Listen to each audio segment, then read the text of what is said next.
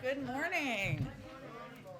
Okay, so we don't have a long time this morning because of a gather. If people want to stay, I'm happy to answer additional questions, but we wanted to get it in before the president left for his trip to the NIH. A couple of items I just wanted to note for all of you at the top. Today, as you all have seen, the president will announce new actions to combat COVID-19 as we head into the winter months and face a new variant. We're pulling out all the stops to get people maximum protection from this pandemic.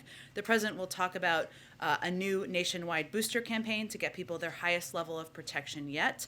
Kids' vaccines being widely available and the launch of hundreds of new family clinics to make it easier for parents and kids to get vaccinated together, and free at-home tests for Americans, also making them widely available to people who are uninsured at community health centers and other locations where people can go.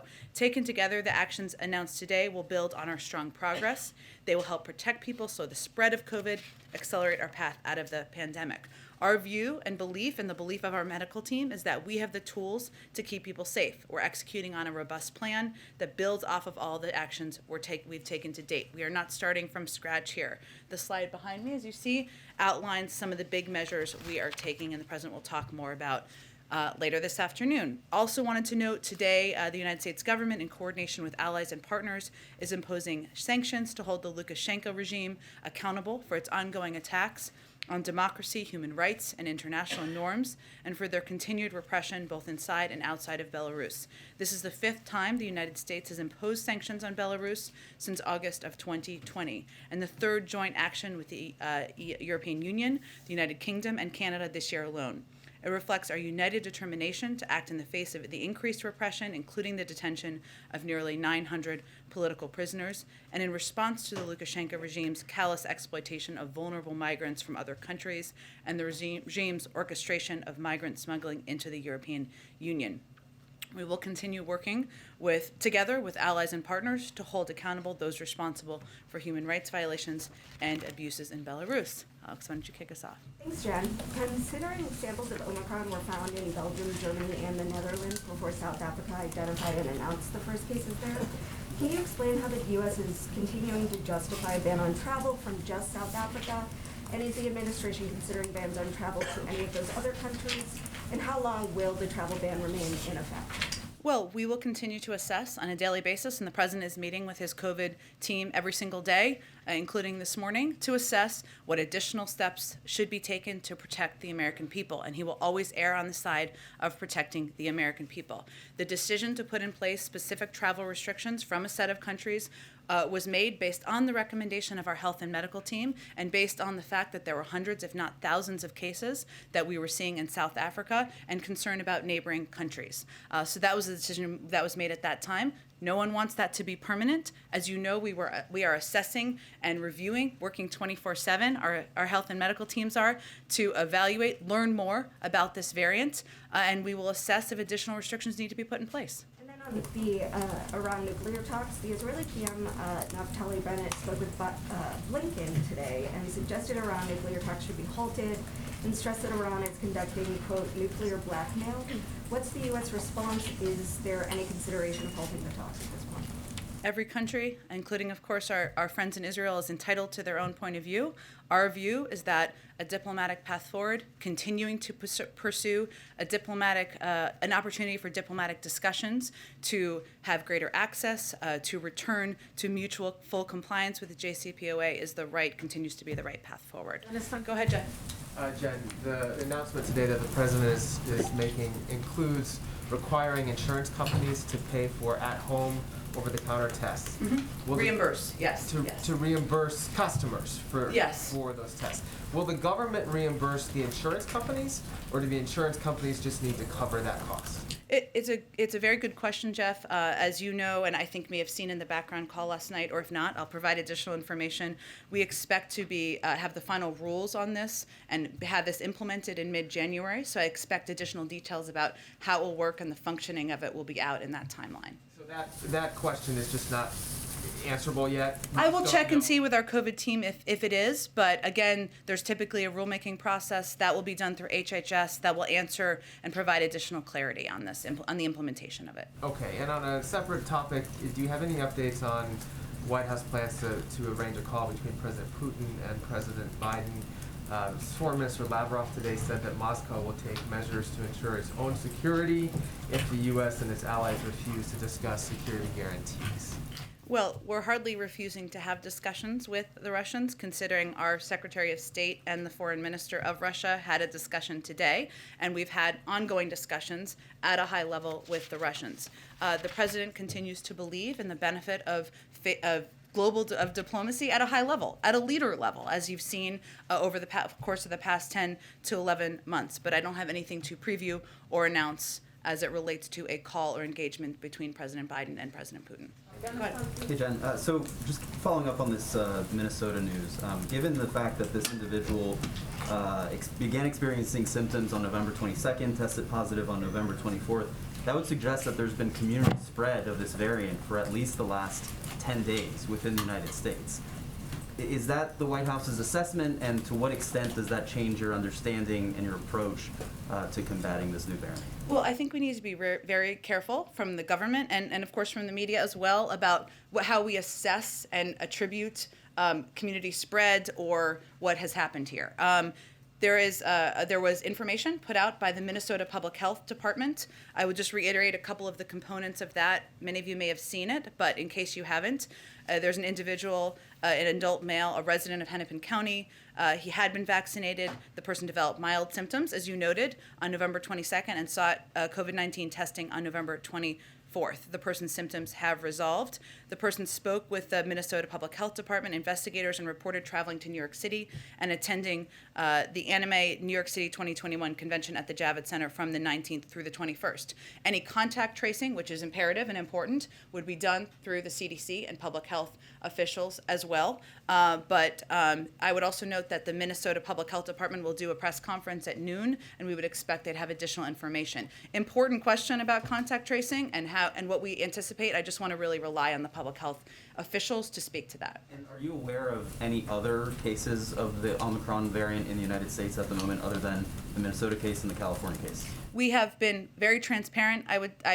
Hopefully you would all agree about providing that information as it becomes available. It typically comes through public health departments. They often provide it themselves first, but we are in close touch every single day with state and local public health authorities. So not that I'm aware of, obviously, it, again, typically rises through public health officials. I would note, as this Dr. Fauci has said over the course of the last week, every single day, even the restrictions we put in place was not going to prevent this variant from coming here. It would just slow. That was the objective. So we do anticipate there will be more cases, and we know that will be the case, and that's why we're focused on doing everything we can to fight the virus and the variant. Just big picture here.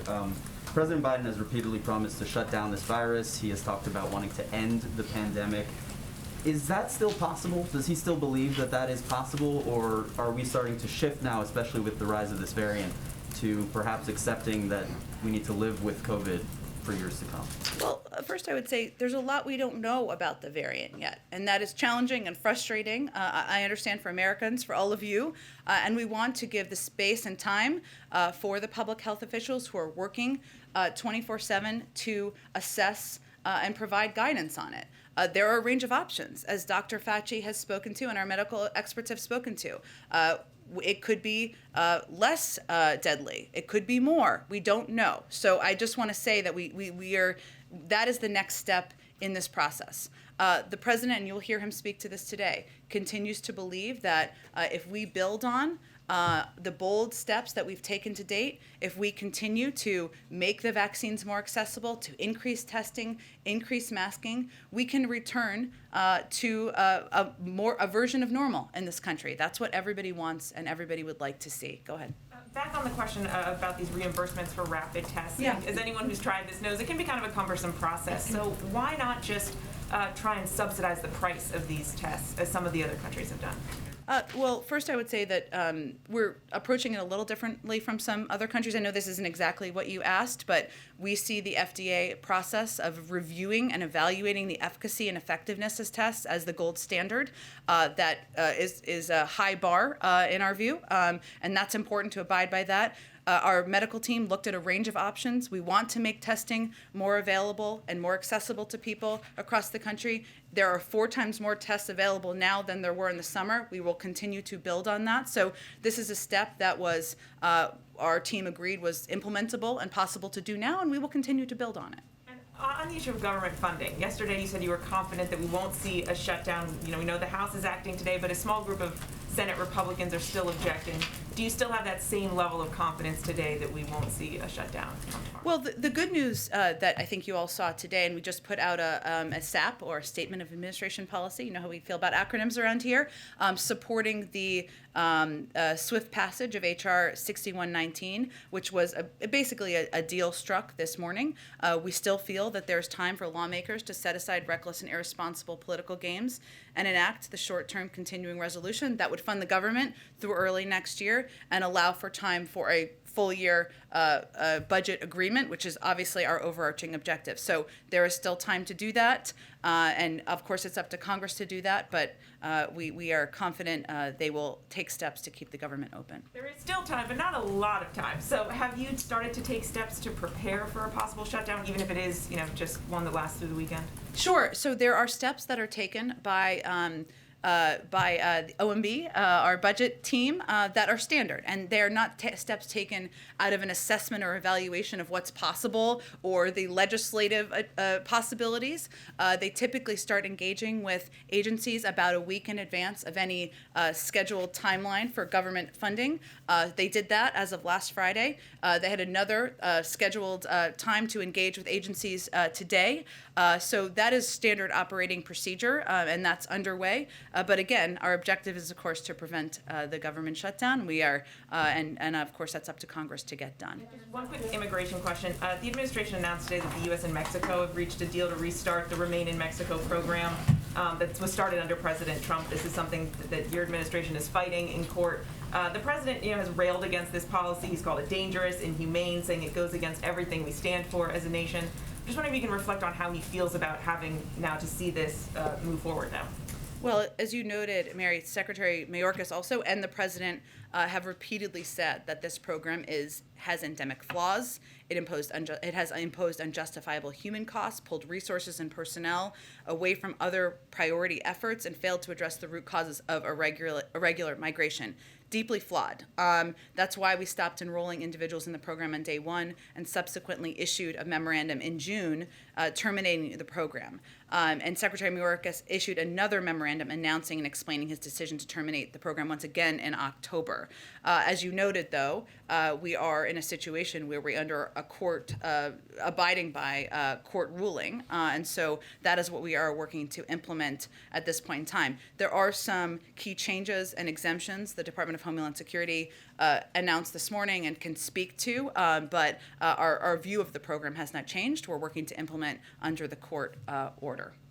Go ahead. Thanks, Jen. Another testing question. So you said you want to make testing as affordable and available as possible. So in addition to requiring insurers to cover at-home tests, is the administration doing anything to make in-person PCR tests more widely available, more affordable? Because as anyone who has had to get a PCR test, let alone a rapid PCR test, knows it can be hard to find one and expensive, and especially getting that quick test is very, very hard.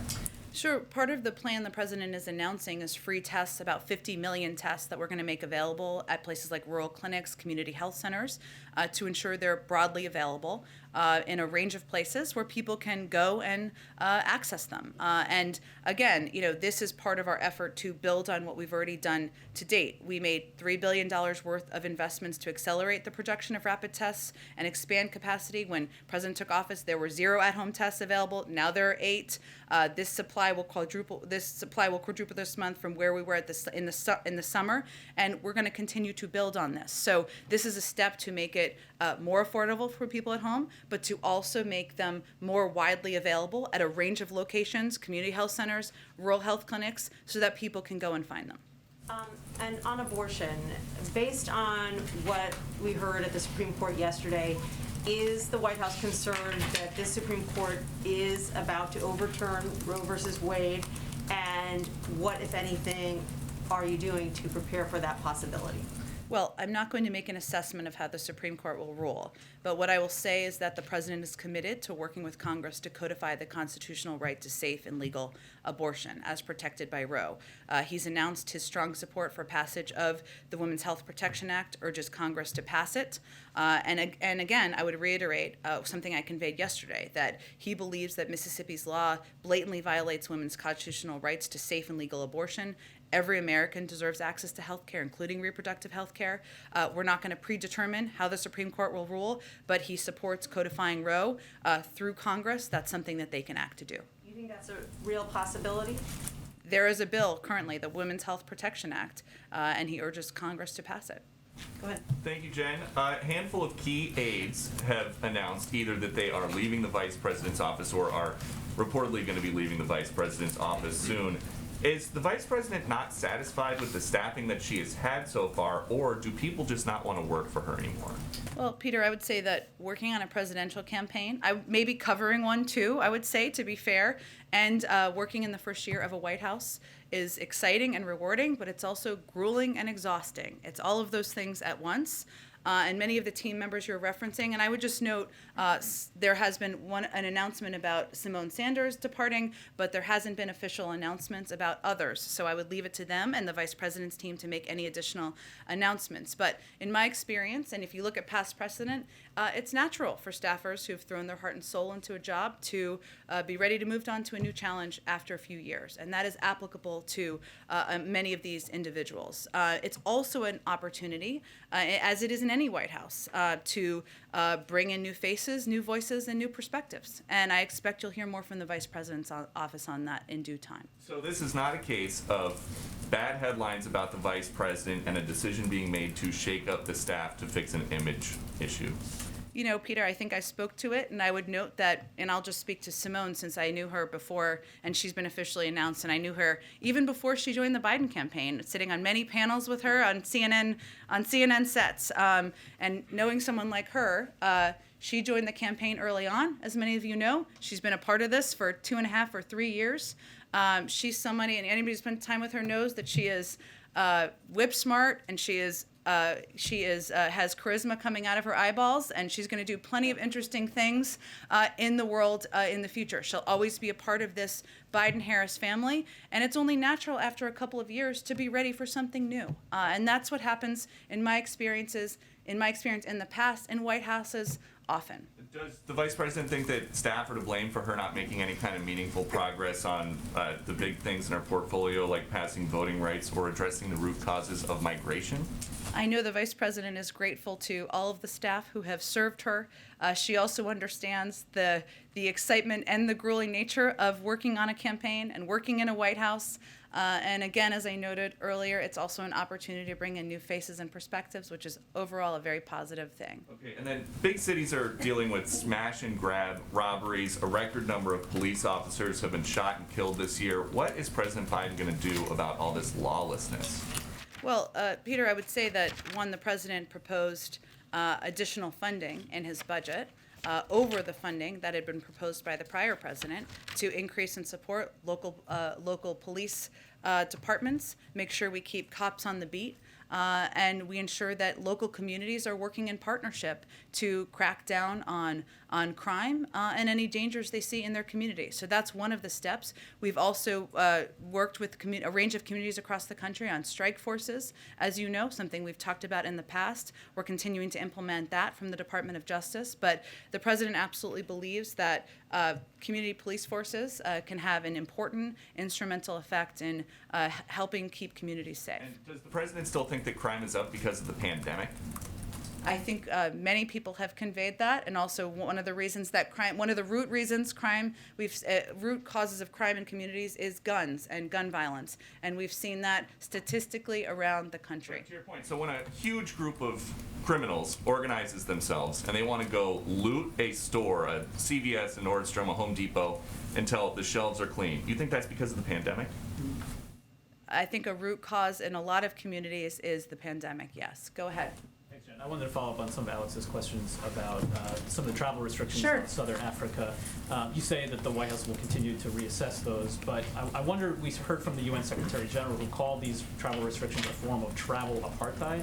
Is there any diplomatic effort underway on the part of the administration to address the concerns that have been raised about this decision? Yeah, Mike, it's a great question. I mean, we of course are in close touch with, at a diplomatic level, with leaders in these countries about the steps we're taking and why we're taking them. And it's not meant to be a punishment. It is steps recommended by our public health officials and medical experts in order to delay the spread of a variant.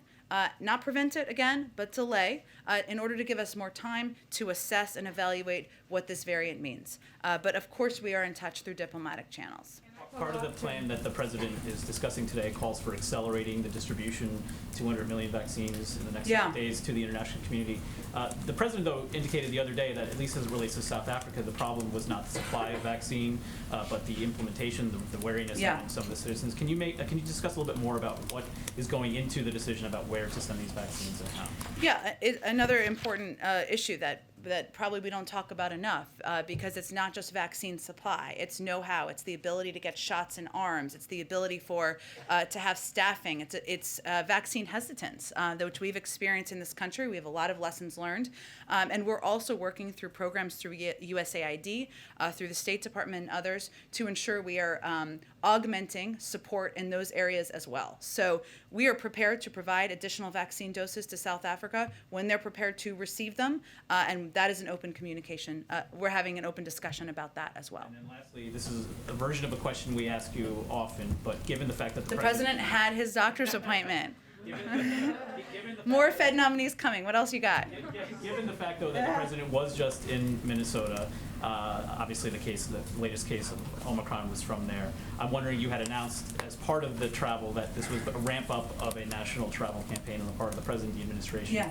Are there any determinations being made about the president, where he travels, how often he travels, given concerns about this? We saw him as well, a long rope line when he was there after the event. Is that the kind of thing he might be discouraged from doing until we know more about just how transmissible this is? That has not been advice given by our health and medical experts at this point in time. Obviously, we abide by CDC guidelines, but I would expect, and our plans are moving full speed ahead at this point, to have the president travel around the country, sell his infrastructure plan, make clear to the American people what he's doing to lower their costs. So you'll see him out on the trail, I would expect, next week. Go ahead. Jen, can I Thanks, follow Jen. up on this question, please? Oh, go ahead. Given what you said about the first year of the White House being so grueling, are you expecting or preparing for turnover here at the White House among senior ranks? I think I noted that because I've worked here before. And in my experience, especially in the first year or first 2 years, if you think about it, it's not just being in a White House for a year. A lot of people have also did the campaign prior to this. And that means 2 years, 3 years. I'm looking at some of the people who covered the campaign. So again, I'm sympathetic to you all as well. I don't have anything to anticipate or preview for you, just to note that in my experience, is a normal course of events that people are ready to do something new.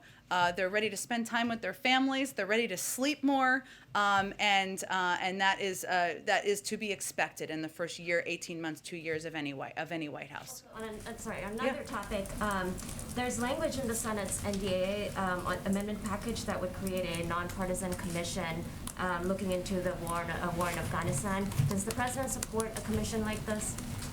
I know I had seen that, and I had meant to ask our team about this. Let me get you something right after the briefing on it. I know that we have spoken in the past about our openness to looking into the last 20-year war, mistakes made, what can be learned from that. But let me get you something more official from our team. Go ahead. Thank you so much, Jen. On the new requirements for all travelers getting tested 24 hours before arrival in the U.S., Yeah. who's going to be responsible for covering the costs for tests for Americans? Will that be individuals or insurance companies? For Americans who are coming back into the United States? Correct. Let me check. It's a good question, and I just want to make sure I give you accurate information. And another on the testing requirements. In many countries, it's still very difficult to get COVID tests, particularly ones with less than 24-hour turnaround in a timely manner. So what considerations are being made on this given the new requirements? Well, as we're implementing any of these policies, we obviously take into consideration, as you know, in our prior announcement about requirement of vaccination, in countries where that wasn't available. I will check and see if there's any exemptions or anything that is going to be applicable in the same regard. Can I ask you one on student debt as well? Is the administration at all considering continuing to defer student loan payments past January, or to at least keep interest rates at 0% in order to provide relief for Americans who are still hurting? And if not, why not? I don't have anything to preview about a decision on that front. I'm not sure one's been made yet. Go ahead. What's the administration's response to OPEC Plus saying they're going to go ahead with their planned output increase? And in light of that and the dropping oil prices, is the administration reconsidering its SPR plans? On the second part, we have no plans to reconsider. On the first part, we appreciate the close coordination over the recent weeks with our partners, Saudi Arabia, the UAE, and other OPEC Plus producers to help address price pressures. We welcome the decision today to continue the 400,000 barrels per day increase. Together with our recent coordinated release from the SPR, we believe this should help facilitate the global economic recovery. And the president is committed to doing everything in his power and work with other countries to bring down costs for the American people and continue our strong economic recovery. As you know, this is an issue not just happening in the United States, but around the world. And hence openness to close coordination on it. Just to follow up on one of the questions that Mike asked. Sure. Right when the infrastructure bill passed, you said that one of the things the president would be doing is local TV interviews. Yeah. I think he's only done one so Yes. far. I know that the First Lady did one, I think, more about Christmas yesterday. So Yeah. is there a plan for him to do that in a real way in the next couple of weeks? I would very much like that to happen. We are always competing with time on the schedule. I'm going to be honest. His schedule has been quite packed, but he would like to do it. We're working to get it on the schedule. So I don't have anything to predict or preview for you at this point in time, but hopefully we will be able to add some local interviews in the next couple of weeks. Go ahead. Thank you. Is there anything beyond economic sanctions that the United States is willing to do if Russia takes more action against Ukraine? Well, I'm not in a position to preview at this point in time anything we're considering. Obviously, our Secretary of State is still on the ground, I believe, having these conversations with our European partners, and anything we would do in close coordination with them. As you know, one of the areas of discussion has been providing additional assistance, security assistance to Ukraine. I don't know if you're asking about that, but I would point to that. We have provided a great deal of assistance over the course of the last several months. So that's another area, obviously, we would look at, but I don't have anything to preview on any of these fronts at this point in time, other than we are in close coordination, preparing a range of options, and have conveyed directly to the Russians that if they proceed as they did in 2014, that we have a range of options that we will consider taking. One question on COVID, and I know that you kind of get variations on this a lot, but Yeah. with the testing, public health people are saying, well, why not just ship these rapid tests to every American household? Or Yeah.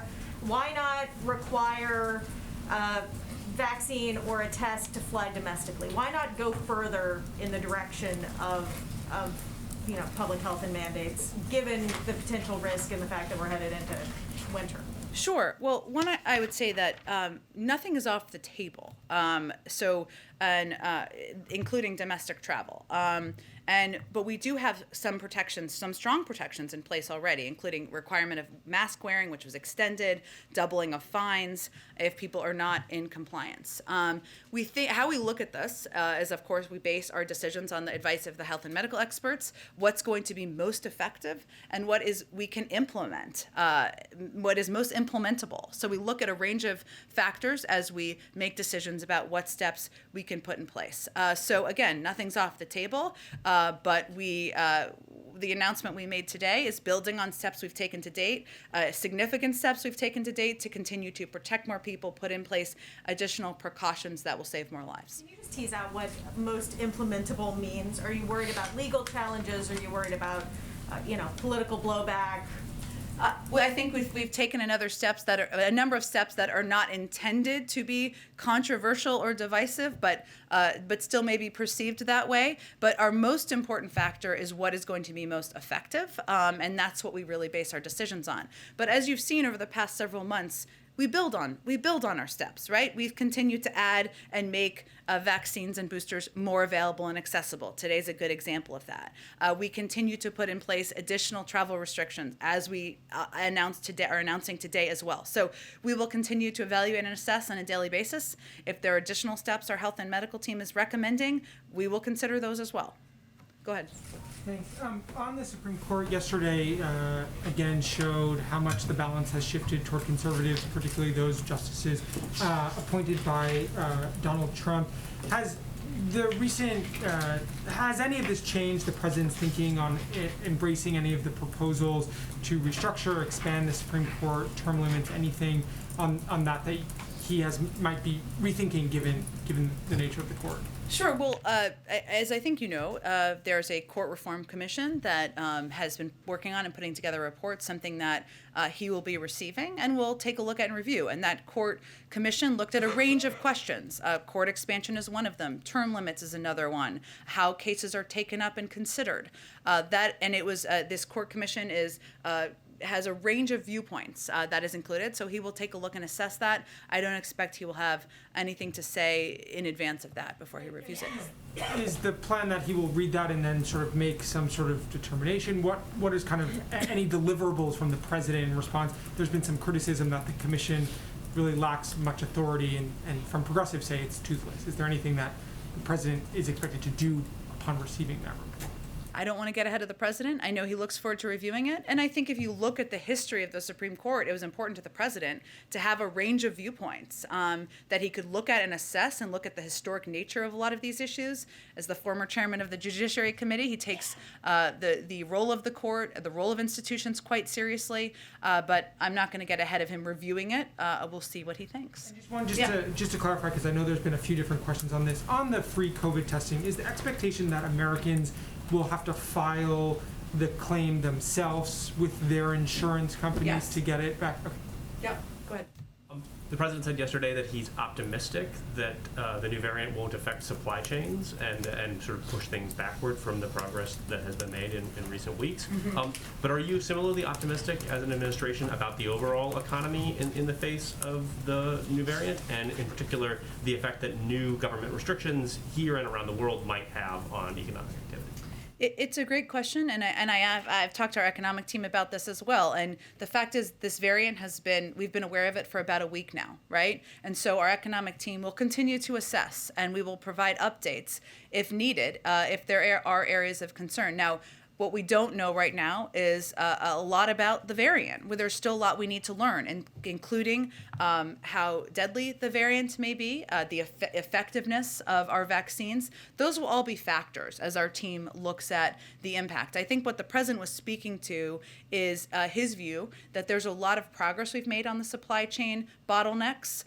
We've unfrozen a lot of those issues, and a lot of the suppliers out there and retailers are pretty confident about their ability to get stock the shelves and make sure that people can go to stores and get what they need. So that's an encouraging sign. We've done a lot to prepare for this moment, but we will continue to assess. And at this point in time, I don't have any new economic projections from our team on it.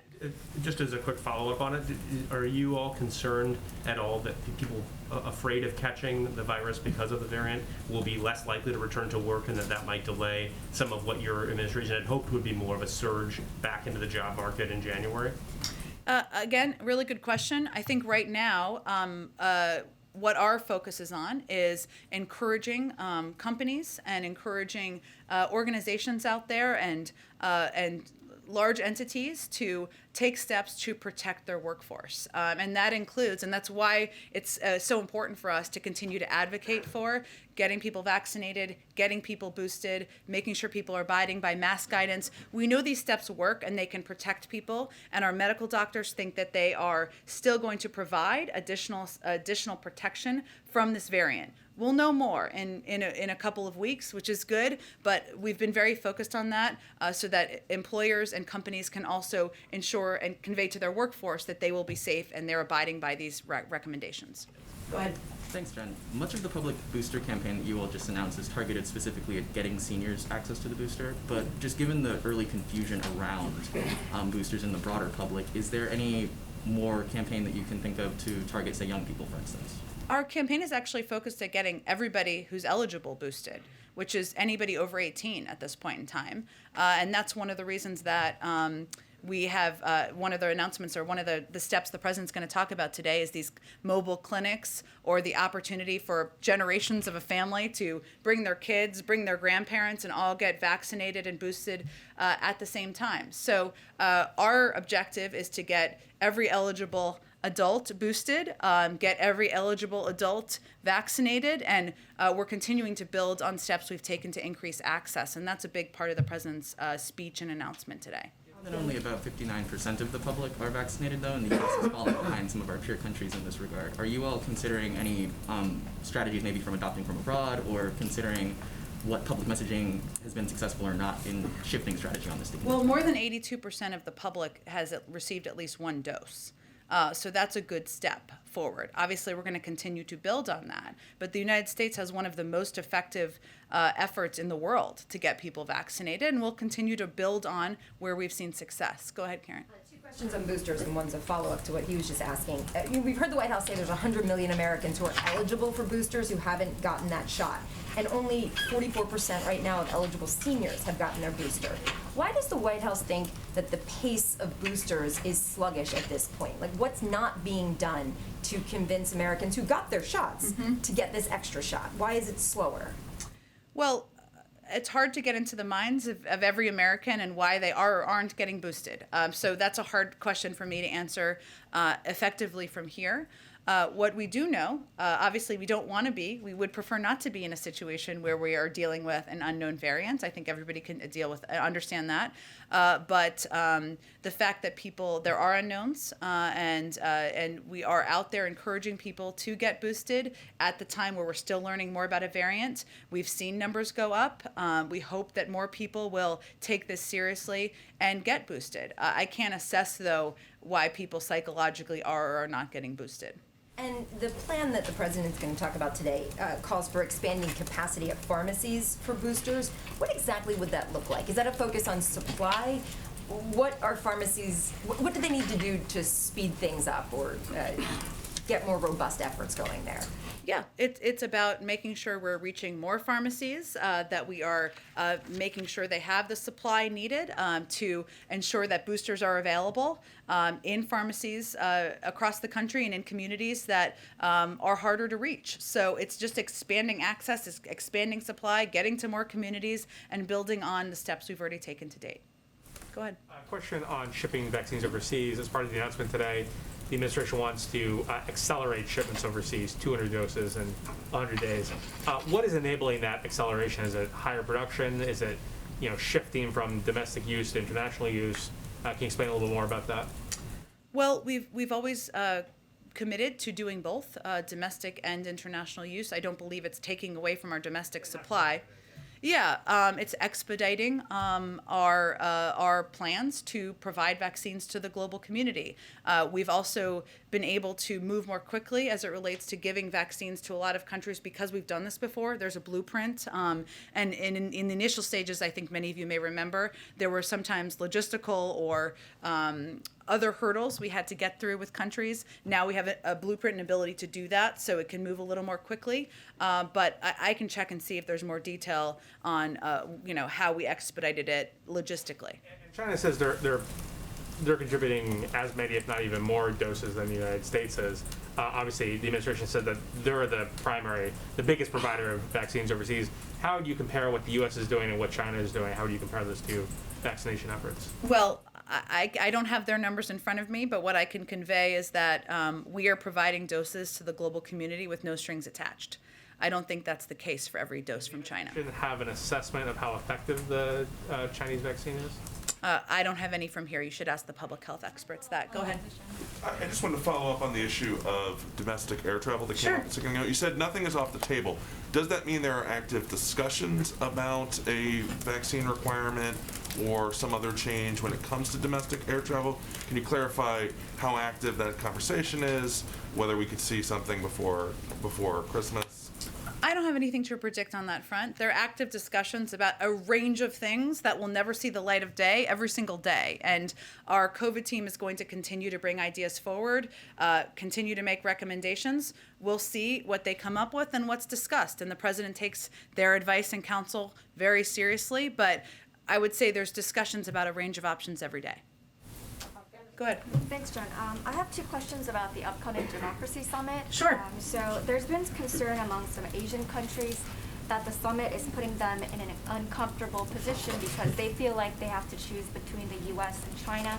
What is your response to that? And Russia's foreign ministry and the Chinese embassy also raised concerns recently about the summit. So what is your response to their criticism that the summit is dividing countries? Well, our objective with this summit is to bring together 110 governments representing diverse democratic experiences around the world, as well as civil society and private sector leaders, to discuss how we can work together to protect democracy around the world, to stand up for democracy around the world. That's nothing we're going to apologize for, no matter what the criticism is from any country around the world. And it's an opportunity to also be clear that we should always be, no democracy is perfect. No democracy is ever final.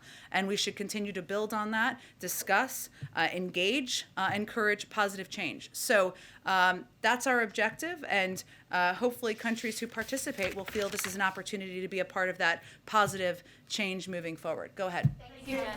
I appreciate it. So on these new COVID guidelines, only the new transportation mask mandate or the extension has a date attached to it. That is extended to March 18th. The rest of the measures are in place for the duration of the public health emergency.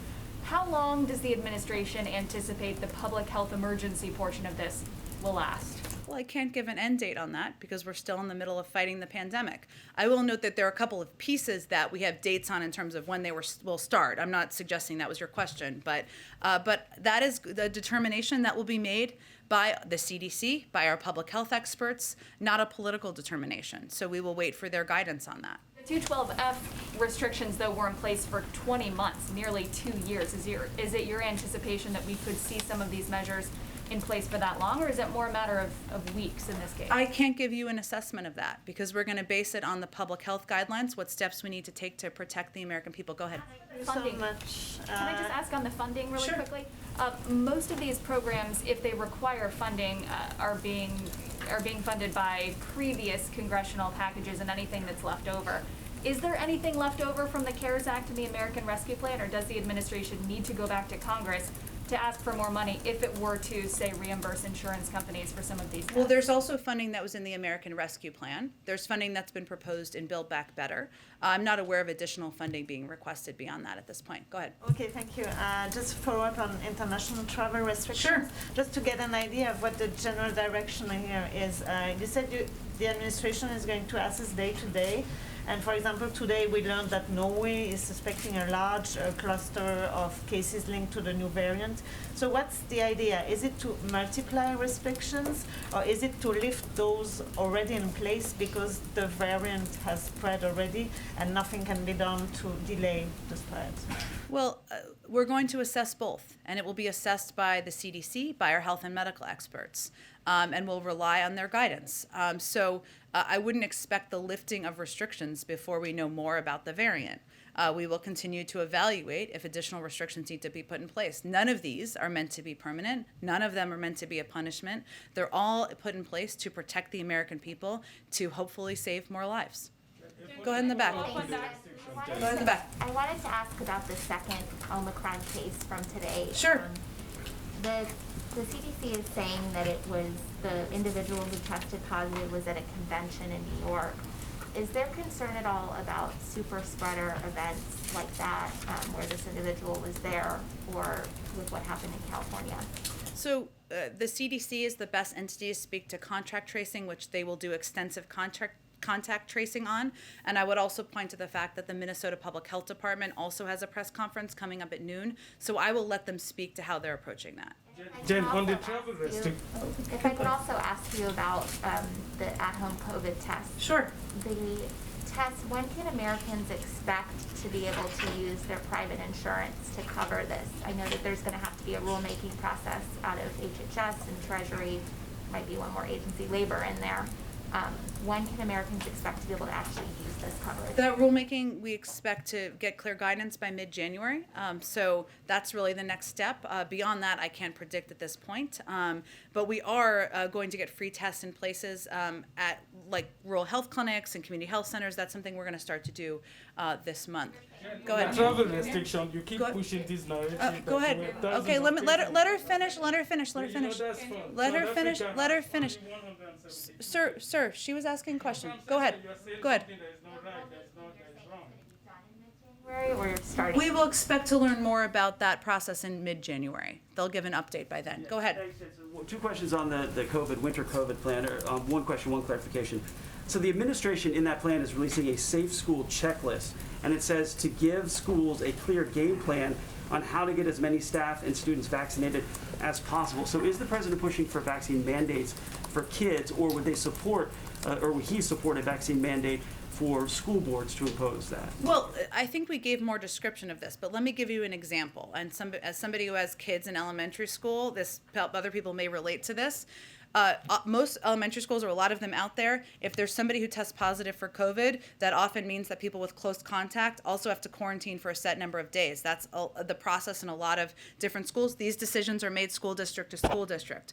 One of the pieces you'll hear him talk about that has been implemented in other places is looking into this question of whether there can be additional testing that can be administered in schools so that you can keep kids in school. The objective is to keep kids in school. So that's kind of the most vibrant example I would give you of what we're really talking about here. And the clarification, so the winter plan, the administration is pushing pharmacies, or is the administration pushing pharmacies to make more robocalls and robo-text to people? It says millions in this. Yeah. Because I can't get CVS to stop calling me.